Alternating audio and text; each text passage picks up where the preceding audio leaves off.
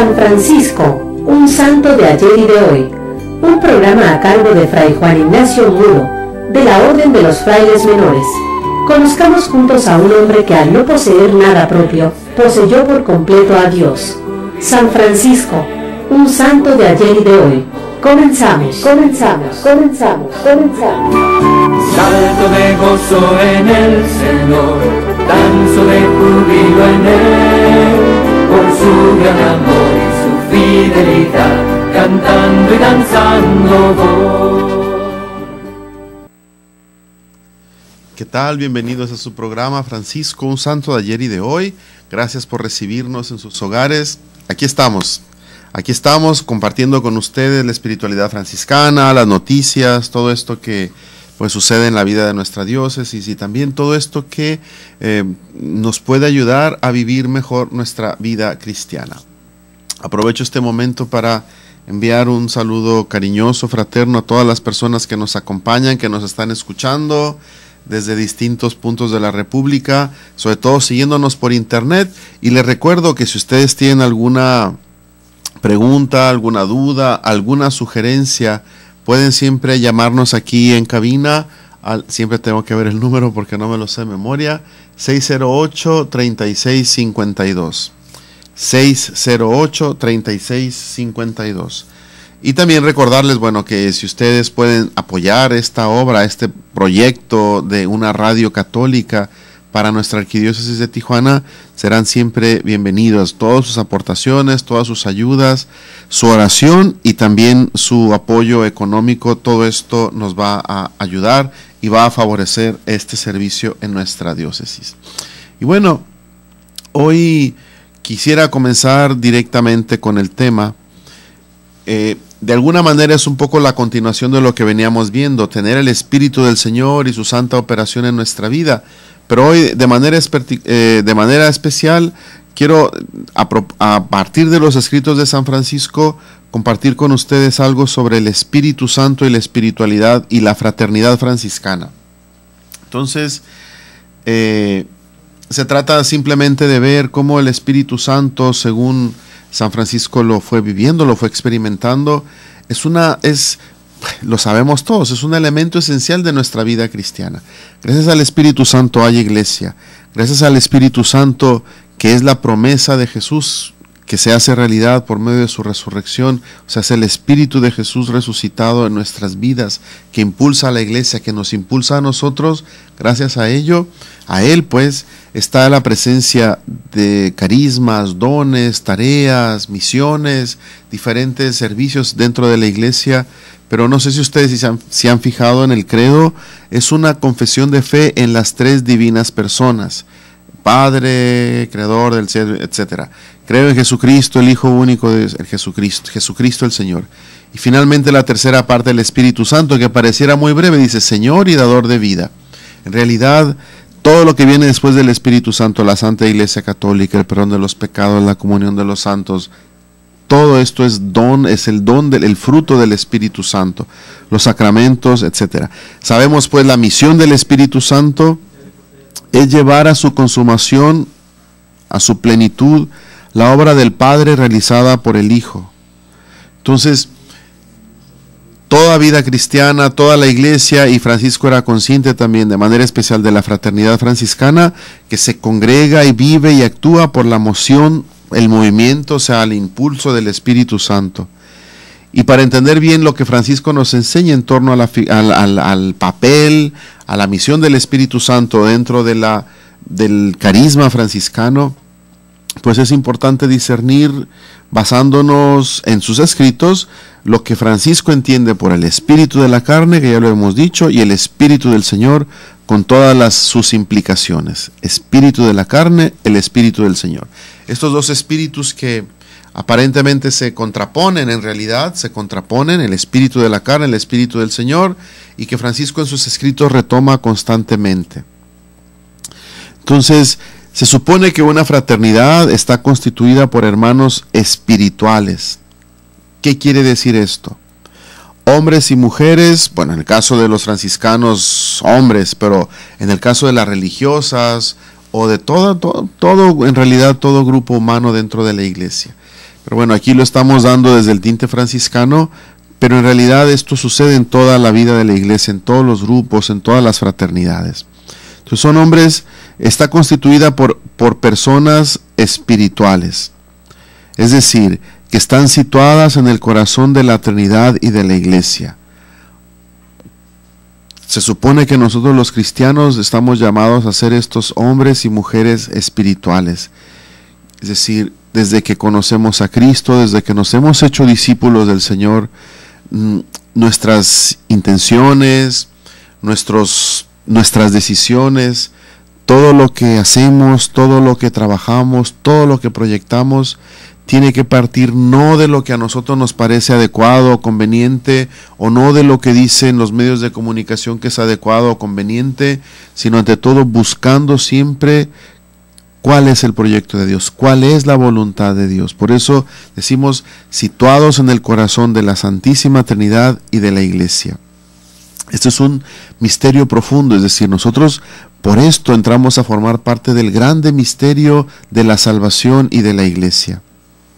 La Iglesia nace en Pentecostés por el fuego del Espíritu Santo. El Espíritu Santo es el alma de la Iglesia, asegura su cohesión interna y su crecimiento. El Espíritu Santo une a la Iglesia al Señor y por Jesús al Padre, fuente de toda unidad, y nos hace desear a todos ardientemente la plena manifestación de esta unidad. Une a los miembros de la Iglesia entre sí y les hace desear, y nos hace desear la extensión de esta comunidad, de esta fraternidad, de esta familia de Jesús hasta los últimos rincones de la tierra, de la comunidad humana. Entonces, sobre todo a lo largo de la historia, la vida religiosa, la vida consagrada, siempre representó en el corazón de la Iglesia esta búsqueda significativa del misterio de la unidad. Por eso, toda vida dentro de la Iglesia, toda vida consagrada, religiosos, religiosas, consagrados de distintos tipos, pero también todas las comunidades de apostolado, de misión, catequesis, demás que hacemos en las parroquias dentro de lo que es la Iglesia y no solo a nivel de la sociedad, deberíamos de convertirnos justamente en un signo de este Pentecostés que une distintas lenguas, distintas mentalidades en la confesión de un solo Señor, de una sola fe, de un solo bautismo, en la conciencia de que toda la humanidad somos en realidad hijos de Dios y por lo tanto hermanos, somos la única familia, la familia humana. Esto es lo que Francisco quería dar a entender constantemente, sobre todo cuando al final de su vida, resumiendo su visión de la orden y de la experiencia que él había vivido de la orden, declaró: el Espíritu Santo es el ministro general de la orden. La certeza de esta realidad le parecía tan esencial que quiso insertar esta afirmación en la regla. Solo que la regla ya había sido escrita y entonces por eso ya no lo pudo poner, pero siempre pasa, trasciende esta idea de Francisco que el Espíritu Santo es el ministro general de la orden. ¿Por qué? Porque en realidad cuando nosotros nos dejamos mover por el Espíritu del Señor, por el Espíritu Santo, nos convertimos en instrumentos de su presencia. Dejamos de pensar, repito, con nuestra mentalidad, nuestros gustos, para buscar lo que quiere el Señor. Para buscar entonces esta unidad, que es uno de los signos que caracterizan la presencia del Espíritu Santo en la Iglesia. Y necesitamos pedirle al Espíritu Santo que se haga presente en nosotros para poder trabajar, para poder vivir en realidad esta unidad, para poder darnos cuenta con una convicción profunda que se tiene que traducir en gestos concretos en el día a día esta realidad, que la Iglesia es esta grande familia humana de todos los hijos de Dios, que está llamada a convertirse en un sacramento del proyecto de Dios sobre la humanidad. ¿Qué quiere decir esto? Un sacramento del proyecto de Dios sobre la humanidad, o sea, del reinado de Dios, un sacramento del reinado de Dios. No quiere decir que la Iglesia es el reino de Dios, No, es un sacramento, es decir, es una primera arra, es como un adelanto de lo que Dios, del proyecto de Dios. Es como una escuela en la que aprendemos unidos a Jesús, discípulos del Señor, movidos por la fuerza del Espíritu Santo, empezamos a vivir y a practicar este proyecto de una humanidad reconciliada, una humanidad pacificada, una humanidad en la que todos los hombres y mujeres nos sabemos y nos reconocemos hermanos. ¿Por qué se dice ahora teológicamente que la iglesia es un sacramento del reino? Porque no es el reino en su plenitud, es un camino y empieza ya a dar signos de esta unidad. Cuando nosotros obedecemos al Espíritu del Señor, es decir, cuando nosotros nos insertamos en la vida de la iglesia, a pesar de que a veces no entendemos ciertas posiciones o a ciertas personas, pero tenemos la capacidad de fe de dar un salto por encima de errores acá o de errores allá, para tener la certeza de que es en la iglesia donde Jesús se manifiesta presente, el Espíritu del Señor en los sacramentos y en la vida misma de la iglesia, cuando nos damos cuenta de que todos somos hijos de esta misma única familia y todos tenemos derecho a expresar a veces de distintas maneras nuestra fe. Cuando nos damos cuenta de que la iglesia es la casa común de los hijos de Dios, empezamos a convertirnos en este signo, este sueño de una humanidad reconciliada, porque entonces en la iglesia ya no nos miramos distintos porque uno es de una espiritualidad, otro de otra, a uno le gusta aplaudir o chiflar, el otro le gusta estar muy serio, en silencio, de distintas posiciones. Cuando nos damos cuenta de que todos tenemos derecho a esta misma casa común, estamos construyendo de alguna manera el reino. No se vayan, ahora continuamos. Es feliz quien nada retiene para sí. Vamos a un corte y volvemos con más de San Francisco, un santo de ayer y de hoy.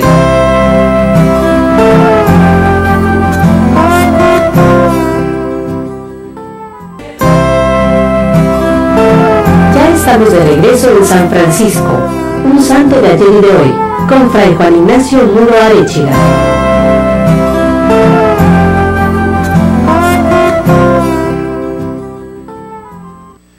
Aquí estamos de regreso y antes de continuar, para que no se aburran, vamos a continuar, vamos a darle paso ahora a este pequeño videíto.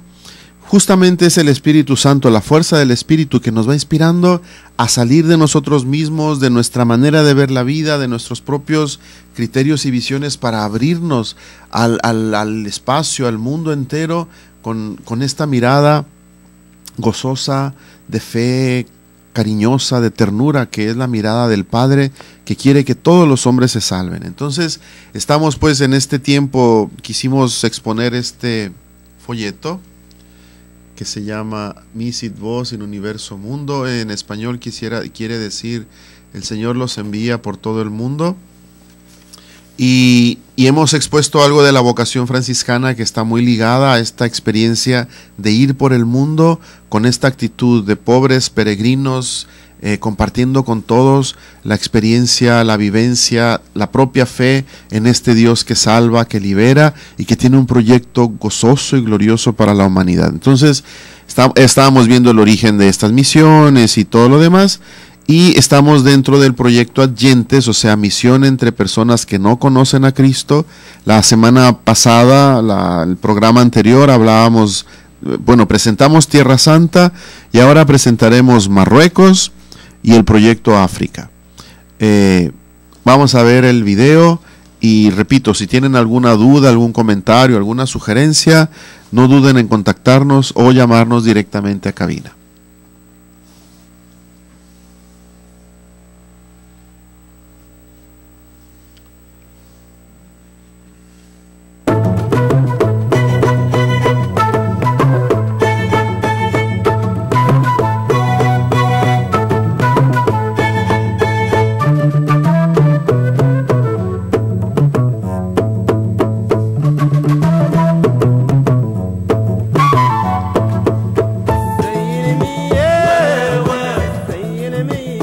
Definitivamente la historia de los franciscanos aquí en Marruecos se remonta a 1219, cuando los primeros franciscanos llegaron enviados por martirizados al siguiente año, 1220. En 1227 fueron otros 7 mártires, los mártires de Ceuta. Después de esos franciscanos hubo muchos que han venido. Es una larga historia, definitivamente. Es una larga historia que está llena de experiencias. Es una larga historia que está llena de encuentros, no solo entre los mismos franciscanos, sino también con el pueblo marroquí. Es una historia que definitivamente ha marcado la orden de frailes franciscanos. Hubo una época en que los frailes estaban realmente muy involucrados con los cautivos, con todos los prisioneros cristianos que estuvieron aquí por mucho tiempo. Fueron ellos los que los acompañaron, fueron ellos los que vivieron con todos esos cautivos una vida muy difícil. Más tarde, al finales del siglo XIX, hay franciscanos que marcaron otra etapa también muy importante. Tenemos nombres como el padre Lerchundi en el norte, como Charles-André Poissonnier en el sur. Hombres que dejaron también una marca muy profunda dentro de la historia franciscana. Son frailes que abrieron un camino para poder seguir con una presencia muy concreta. Después, en el siglo XX, a través de los dos protectorados, el protectorado francés en el sur y el protectorado español en el norte, vinieron frailes de los dos países, de Francia y de España, formando también una presencia muy concreta con el pueblo marroquí. Definitivamente había una actividad con la Iglesia Católica, con los cristianos, pero también era una actividad con el pueblo marroquí. El pueblo marroquí siempre ha estado presente en el corazón de los franciscanos que han permanecido en estos lugares. Es una experiencia muy enriquecedora, es una experiencia que también nos impulsa a seguir trabajando, a seguir unidos, a seguir dando testimonio de fraternidad. El testimonio es muy importante. No estamos aquí para convertir, sino para ser convertidos. No estamos aquí para evangelizar, sino para ser evangelizados. No estamos aquí para formar un solo grupo, sino respetar el otro grupo que es diferente. El respeto, el diálogo, la amistad son 3 cosas fundamentales en nuestra presencia hoy aquí en Marruecos.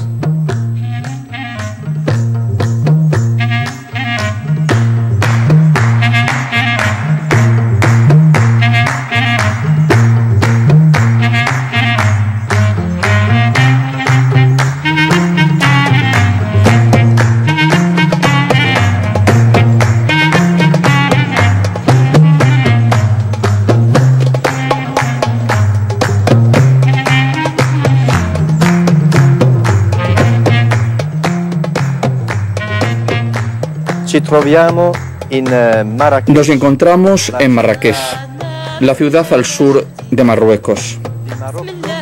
Los frailes menores franciscanos han sido bautizados aquí como orden. En efecto, se dice que los frailes menores nacieron en Asís, pero podemos decir que el bautismo lo han recibido aquí, en Marruecos, con los 5 primeros mártires de la orden. Según la tradición, cuando San Francisco oyó hablar de los primeros mártires, dijo: ahora tengo los verdaderos frailes.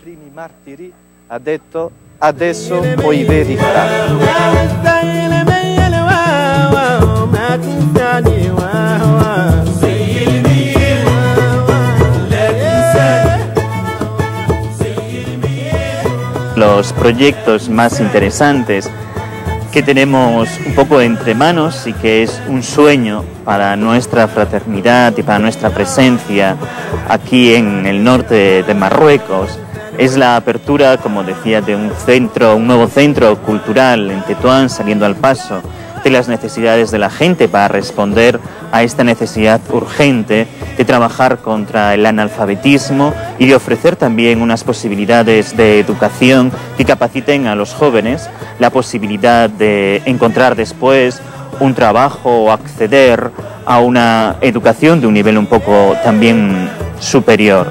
Aquí en Tánger tenemos también un centro de documentación y una biblioteca muy importante con grandes fondos sobre la historia de Marruecos, sobre el Islam y sobre historia también de los franciscanos aquí en Marruecos, donde tenemos el sueño de poder abrir una especie de centro de diálogo interreligioso y de investigación islamo-cristiana, a raíz un poco también de la demanda de la gente, que viene muchas veces a hacer consultas, a investigar, a saber también sobre la historia de la Iglesia y saber también sobre la historia de los franciscanos aquí en el norte de Marruecos, a intentar también conocer y responder a muchas preguntas que se hacen también sobre el cristianismo y que suponen para nosotros también un reto muy importante para poder estar preparados para este diálogo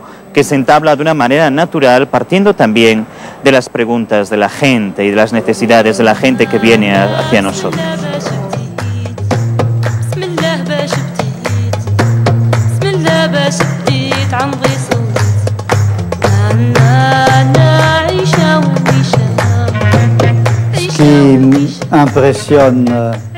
Lo que me impresiona profundamente aquí es lo fuerte que se advierte la presencia de Dios.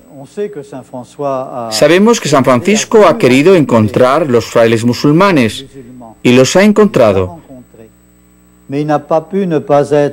quedando inevitablemente marcado por esta experiencia de comunión en Dios.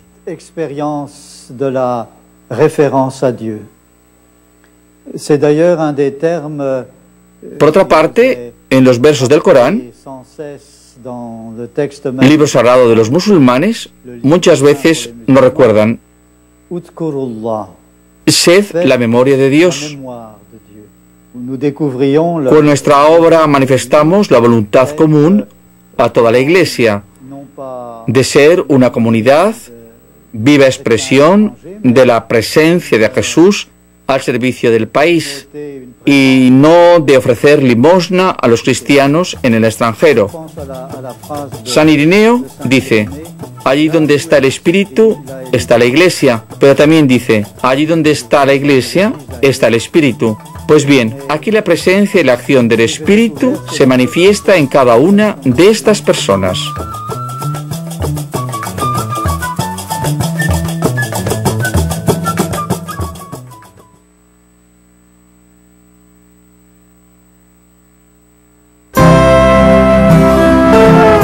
Feliz quien nada retiene para sí.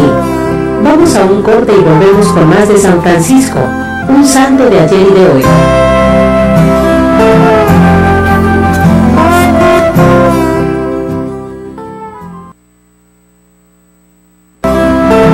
Ya estamos de regreso en San Francisco, un santo de ayer y de hoy, con Fray Juan Ignacio Muro Arechiga.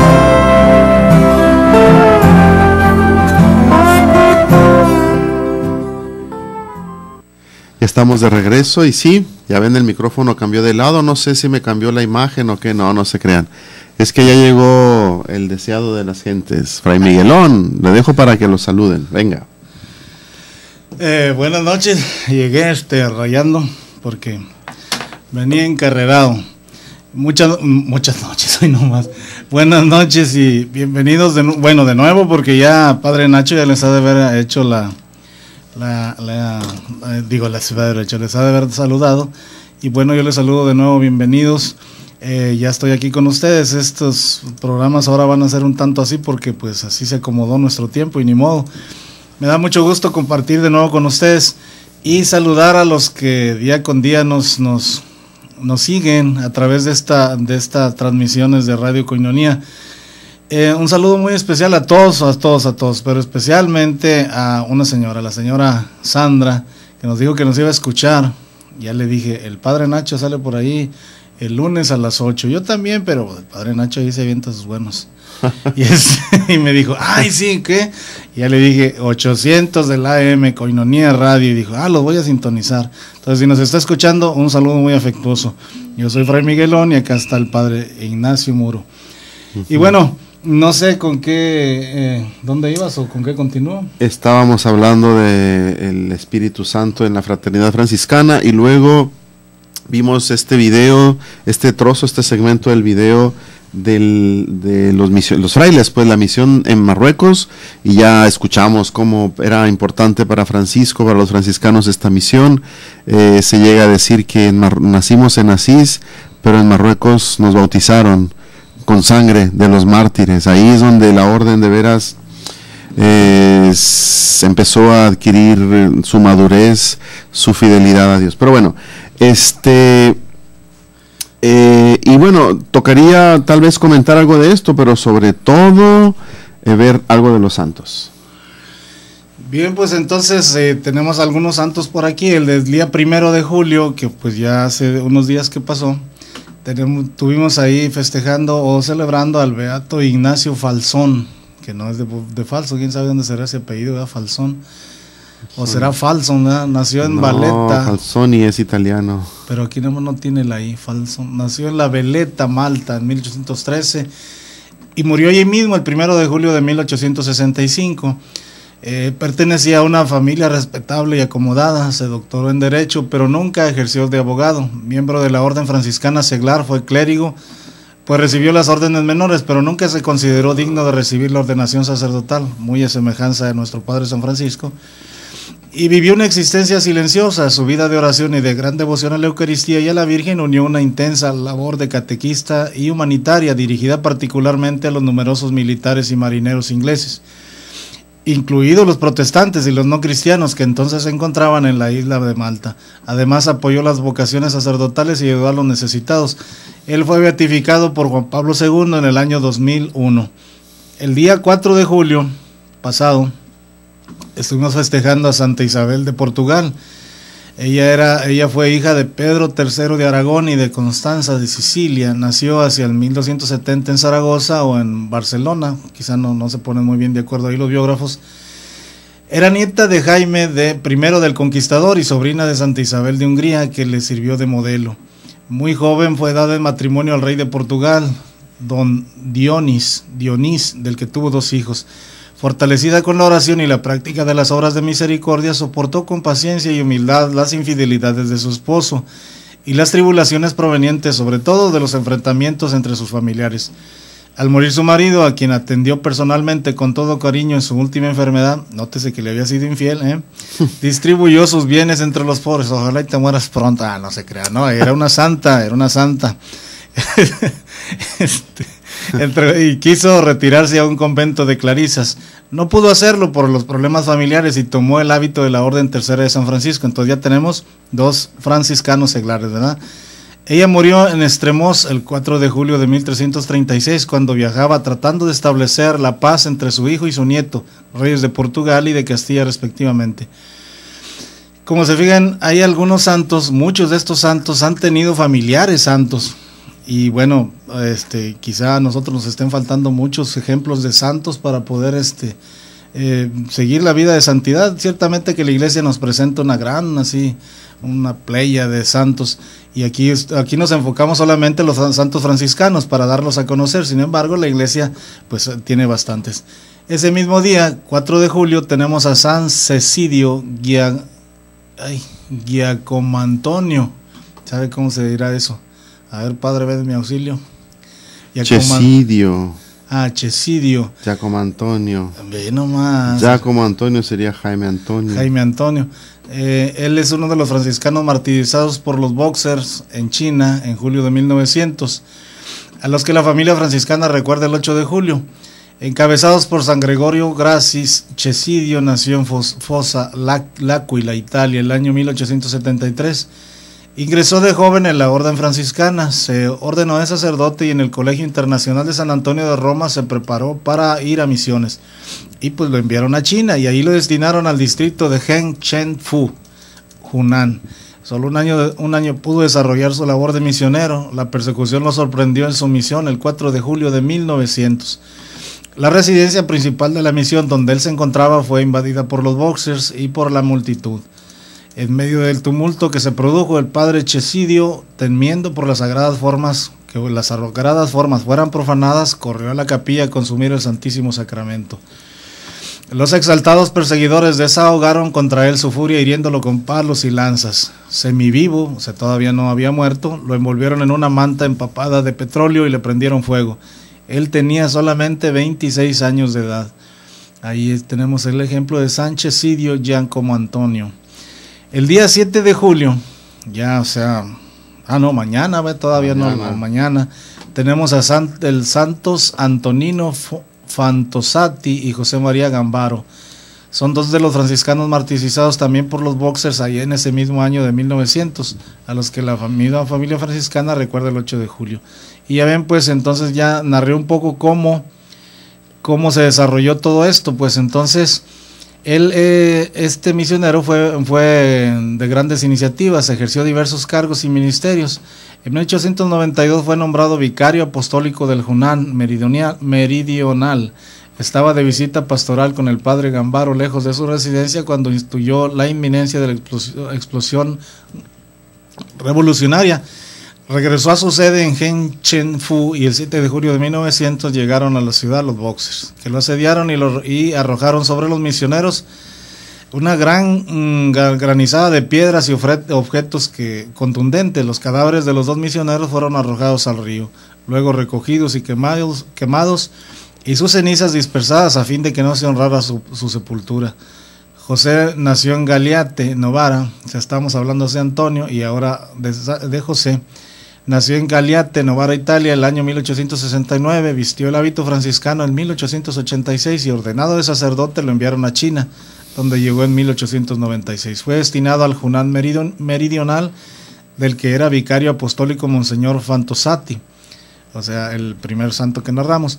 Trabajó en el seminario indígena y en una cristiandad importante, pero en 1900 el obispo lo llamó para que lo acompañara en la visita al vicariato.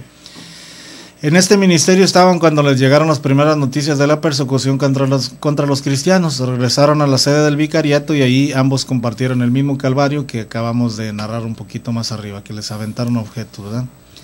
Y por último, este día mismo, 7 de julio, tenemos al beato Odino Barotti. Él nació el año 1334 en Fossano, Piamonte, Italia. De joven ingresó en los canónigos de la colegiata de su ciudad y en 1368 le recibió la ordenación sacerdotal. Enseguida abrazó la pobreza voluntaria, se entregó con intensidad al ministerio parroquial y cuidó en particular de los pobres. En 1376, ansioso de llenarse del espíritu franciscano, ingresó en la Tercera Orden de San Francisco. Tenemos entonces ahí otro terciario franciscano, y poco después, vestido de terciario, peregrinó a Tierra Santa para venerar los santos lugares. De regreso en su ciudad, volvió con mayor fervor a su ministerio y como hijo de San Francisco, vivió en pobreza extrema, haciendo derivar sus ingresos hacia los pobres y dando origen a multitud de florecillas. O sea, esas narraciones que se dicen sobre los santos, ¿verdad? Santos franciscanos. Con sus bienes y con lo que consiguió, puso en marcha una cofradía y un hospital para pobres y enfermos. En la peste del 1400 se entregó con generosidad y sin reservas a la atención de los enfermos y de los fallecidos. Y así encontró la muerte, mientras atendía como enfermero y como confesor a los apestados el 7 de julio de aquel año en su ciudad natal. Ahí tenemos este ramillet, diríamos, de santos franciscanos, o beatos, creo que algunos beatos, ¿verdad? Pero bueno, un beato y bueno, al final de cuentas franciscanos que ofrendaron su vida, que se entregaron en el servicio a sus hermanos de diferentes maneras, como vemos a algunos de misioneros, a otros en el silencio de su entrega a los enfermos, a los necesitados. ¿Te faltó? ¿Quién? Santo Tomás Moro. Ah, pero si era franciscano. Era franciscano seglar. Es que no le vi, sí lo...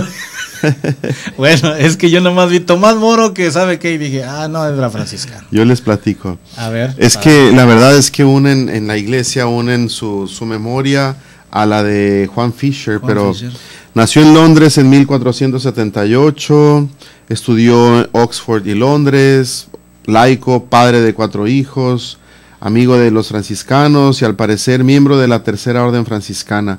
Fue humanista, jurista, escritor, hombre de gobierno. Por varios años fue canciller del reino. Era considerado uno de los humanistas, si no el humanista más grande a nivel europeo. Él escribió esta famosa obra, tal vez la más conocida, se llama Utopía, de Tomás Moro. Utopía no en el sentido de que un sueño guajiro. Ya se nos terminó el tiempo, ¿verdad? Ahora volvemos. No se vayan. Es feliz quien nada retiene para sí. Vamos a un corte y volvemos con más de San Francisco, un santo de ayer y de hoy.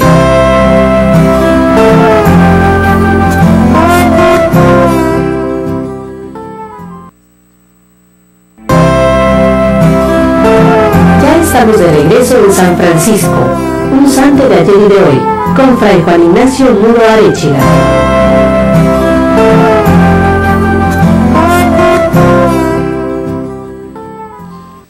Aquí estamos de regreso, entonces les estaba contando de Santo Tomás Moro. En fin, la cuestión es esta: este hombre de ciencias, este hombre humanista, que fue canciller del reino justamente de Enrique VIII, la obra esta Utopía de Tomás Moro es uno de los textos paradigmáticos de la filosofía política. Era pues un hombre verdaderamente completo, porque fue coherente con sus convicciones cristianas. Cayó en desgracia de Enrique VIII, del que fue canciller, porque Enrique VIII empezó con este movimiento de quererse divorciar, incluso por la iglesia, querer presionar al Papa para que anulara el matrimonio que tenía con Catalina de Aragón para poderse casar, en fin. Y entonces, al negarse a jurar la supremacía espiritual del monarca sobre el Papa, Enrique VIII hizo a todos los obispos que pues cedieron, ¿no? Y a todos los cristianos que cedieron, o sea, que pues se dejaron influir, les hizo firmar un documento y hacer una especie de juramento en el cual ellos reconocían que el Papa era obispo de Roma, pero que la supremacía espiritual, al menos en Inglaterra, para los anglos, era el rey. Entonces él obviamente se niega a firmar este documento. Fue encarcelado en la Torre de Londres y fue decapitado precisamente el 6 de julio de 1535. Por sus dotes naturales y por su fe, supo enfrentarse a la muerte con una sonrisa en los labios. Fue canonizado por Pío XI en 1935 y San Juan Pablo II en el año 2000 lo declaró patrono de los gobernantes y de los políticos. Indudablemente una personalidad, como dijo el Papa, interesante, completa, coherente, honesto consigo mismo, con sus convicciones. Nos faltan tanto este tipo de personas, no nada más a nivel político en nuestro pobre país, sino a todos los niveles. Tratar de vivir con tal coherencia, con tal lucidez, con tal integridad que, aunque todo el mundo esté en contra, dar la vida por tus ideales, por lo que es moralmente aceptable, por lo que es honesto, por lo que es verdadero. Esto es un grande ejemplo. Entonces, Santo Tomás Moro, terciario franciscano, pues que él, junto con todos los demás mártires, Antonino Fantozati, José María Gambaro, está también Santa Isabel de Portugal, una personalidad interesantísima. Pues que todos ellos intercedan por nosotros. Miguelón, cuéntanos un chiste, aunque sea, porque si no, de verdad. Bueno, ahí les doy un chiste, oiga nomás, un chiste. Un chistorete. Viene, le dice el enfermo al doctor, le dice: oye, doctor, ¿está usted seguro que tengo pulmonía, doctor? Porque sé de casos en que el médico diagnosticó pulmonía y el paciente murió de otra cosa. Y le dice el doctor: no se preocupe, cuando yo trato a un paciente de pulmonía, muere de pulmonía. ¿Cómo no? Si no, pues ya vea el inserto por ahí. Antes de continuar, un saludo a quienes nos escuchan, especialmente a la hermana Vero. Verónica dice que es nuestra fan número 1, que a veces no se escucha bien, pero bueno, saludos, hermana Vero, paz y bien. Bueno, para no dejar aquí fuera, ¿a quién será? José Luis Olmedo, será el que aquí dice una adivinanza. ¿Que cuántas cuartas son de 100 a 100? Pues una, porque es de acá, de 100 a 100, de la cabeza. Es una adivinanza. Y bien, le dice el doctor, la mamá le dice al doctor sobre el niño, le dice: doctor, ¿qué puedo hacer para que mi hijo no se orine en la cama? Dice: bueno, pues que duerma en el baño. Qué padre, rápido, ¿eh? Está una pareja de novios y le dice: amor mío, no desayuno pensando en ti, no como pensando en ti, y no ceno pensando en ti, y por la noche cuando me acuesto no puedo dormir. Dice: pensando en mí. Dice: no, porque tengo mucha hambre. Pues no duerme, no come todo el día, el pobre. Dice otro: mi novia me dejó. Dice: ¿por qué? Pues, se vea porque por no prestarle atención o algo así me dijo, ya no me acuerdo. Pues sí, ¿verdad? Soy experto en jeroglíficos, dijo otro. Pues échale un vistazo al mío, que no enfría bien. Jeroglíficos, no frigoríficos. Bueno, ¿cuál es el libro religioso de los caníbales? ¿Quién sabe cuál es el libro religioso de los caníbales? Es ese que dice que 1000 maneras de servir a tu prójimo. Por si acaso se lo quieren leer. Y bueno, ya el último chiste que les voy a contar. Le preguntan al otro: ¿de qué trabajas? Dice: mato zombies. Ay, ¿a poco? Pero si no existen los zombies. Dice, y le contesta: ¿y a poco has visto alguno? Dice: no. ¿Ves? Porque es que ya los maté a todos. Ay, Miguel León. Bueno, era un chiste, pues, es un chiste, para alegrarnos la vida, para ver desde otro punto de vista, porque aunque sea otro punto de vista, que quiere decir la vista desde otro punto, pues bueno, es interesante cuando nosotros tenemos la suficiente capacidad como para ver la vida de una manera un poco cómica, es decir, buscarle el sentido gracioso al asunto y no amargarnos la existencia. Y por eso a mí me gusta contar chistes, porque cuando uno escucha un chiste, bueno, se relaja, se distiende, y bien. Entonces, hablamos un poquito de lo que decíamos. Sí. Miren, resulta de que... Bueno, y aprovecho entonces, ahorita vamos a hablar un poco de la ecología, y aprovecho para hacerles esta invitación ahí en el Templo de San Francisco, del 11 los sábados, el próximo sábado, 11, 18 y 25 de julio, vamos a tener una presentación y comentario de la encíclica Laudato Si. Vamos a leerla entre todos, vamos a compartir, a comentar, a subrayar algunas de las indicaciones que el Papa Francisco nos hace. Entonces, en esta línea, venga, Fray Miguel nos vuelve a hablar de la ecología. Bien, pues es interesante que ya hace tiempo o tiempito habíamos estado precisamente hablando de ecología. No sé si ustedes recuerdan, o los que nos han seguido desde tiempo atrás, hemos estado hablando un poco de ambientips, de ecotips, de lo que podemos hacer con la basura, de que hay algo bien interesante que el otro día, no sé, alguno de ustedes que nos está escuchando, fuimos ahí al Secut, ¿verdad? ¿Dónde fue? Era una Centro Cultural Tijuana. Centro Cultural Tijuana. Fue una exposición que hubo ahí de algunos videos que se han ahí editado. Parece que algunos ganaron concursos y algo así sobre ecología precisamente. Y una frase que me llamó mucho la atención y me sigue dando vueltas es: la naturaleza no produce basura. Qué interesante, ¿verdad? La naturaleza no produce basura. ¿Por qué? Porque todos se reciclan. Aún un cadáver, ¿verdad?, que dijéramos, es maloliente. Bueno, el cadáver se desintegra, vuelve a formar parte, diríamos, se hace una especie de composta, como decía aquella película antigua del Rey León, que decía, y bueno, pero nosotros comemos hebras, papá. Dice: sí, pero nuestros cuerpos cuando mueren alimentan la tierra, es un ciclo. Lo que pasa es que nosotros lo hemos alterado. Nosotros sí producimos basura, y basura que es no es biodegradable, es decir, dura años y años y años para desintegrarse. Basura que daña por aquí, por allá y más allá. Está larguísimo hablar de eso. Pero bueno, ya habíamos tomado estos aspectos de la ecología cuando ahora el Papa nos sorprende desde su visión, y me parece interesante porque pues es una visión netamente franciscana. O sea, la casa, dice, es el mundo es nuestra casa. el planeta es nuestra casa. Estamos viviendo en este planeta, en esta bola verde, en esta bola azul que viaja por el espacio. Vamos viajando en el planeta, es decir, es una nave espacial, no está parada, va viajando, va dando vueltas, y somos responsables de lo que le pase. Es decir, una vez me llamaba la atención que un maestro de música, eso fue lo interesante, era de música, de canto. Yo estaba estudiando canto, nunca he aprendido a cantar bien, pero ahí le hago la lucha, me viento unos gorgoritos. Dice que me imito a Plácido Domingo y a Pavarotti, pero pues no me sale la voz más que un pito de calabaza. Bueno, ahí le hago la lucha. Este maestro de música nos decía que si tú gritas y dices una blasfemia, la blasfemia que es como si se convirtiera en un algo negativo que viaja al espacio, al cosmos, fíjense.